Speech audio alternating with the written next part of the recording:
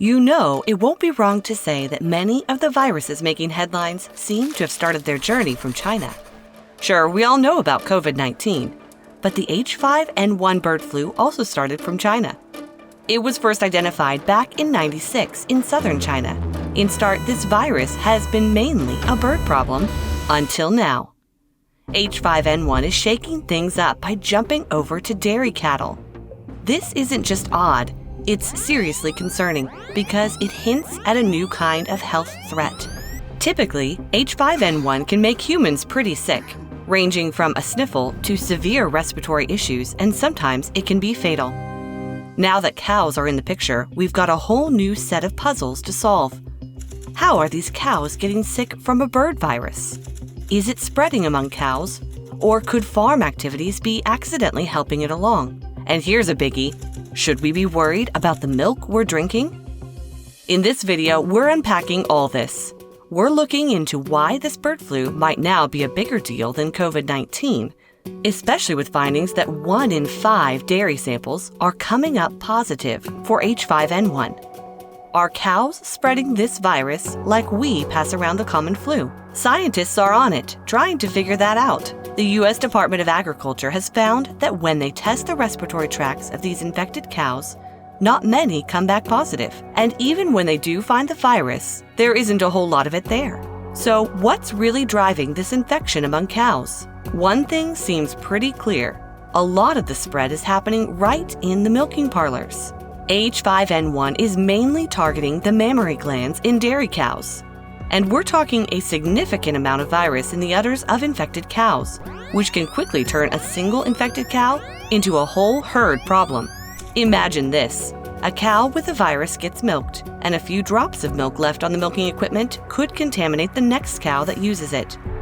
It's not hard to see how, in just a few days, the virus could race through all the cows being milked at that farm.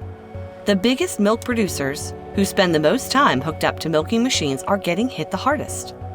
What we're seeing isn't primarily a respiratory issue. It's more of a mammary gland infection or mastitis. But it's still early days, and researchers are just beginning to explore the possible respiratory angle.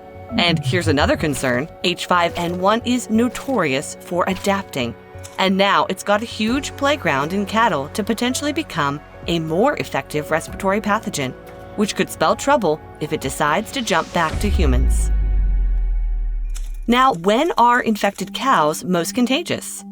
From what researchers have seen in dairy cattle outbreaks in Kansas and Texas, it seems that the disease hits its peak about 4 to 6 days after the cows start showing symptoms like feeling sluggish, running a fever, eating less, and suddenly not giving as much milk. But figuring out how much virus these cows are carrying in their noses or how much they're shedding into their milk during their infection is still a bit of a puzzle.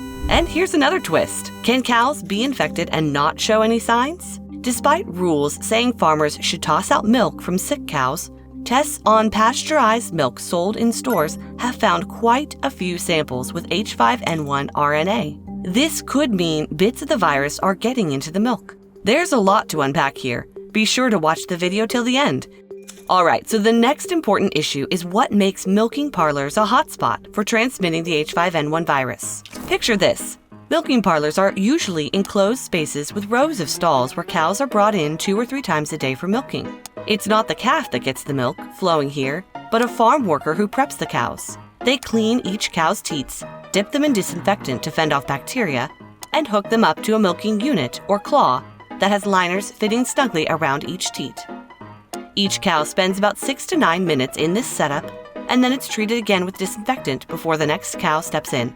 Now, the equipment touching the cow's udders isn't sanitized between each cow. It's only cleaned a couple of times a day, so if there's any milk residue left, it could contaminate the next cow. Even things like wash rags and gloves can spread the virus since they touch multiple cows and might not always be washed well enough to kill the virus. Once the virus enters a herd, stopping its spread becomes incredibly tough because, well, you can't just stop milking cows, and perfect milking practices are nearly impossible to achieve. Now, what about the people working in these environments?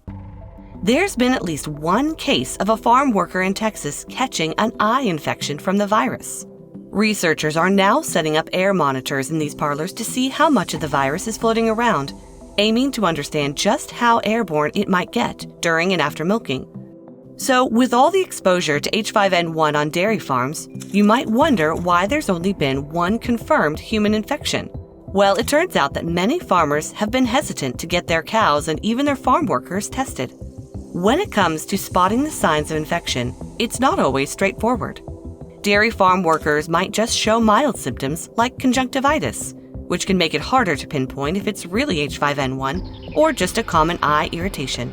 Since 2003, there have been 889 confirmed human cases of H5N1 from bird interactions, with a fatality rate of about 52%. But if the virus is spreading from cows to humans in a different way, like through less direct contact, we could be missing a lot of cases because the symptoms aren't as obvious. This raises big questions about the real risks to farm workers and those processing dairy in these environments.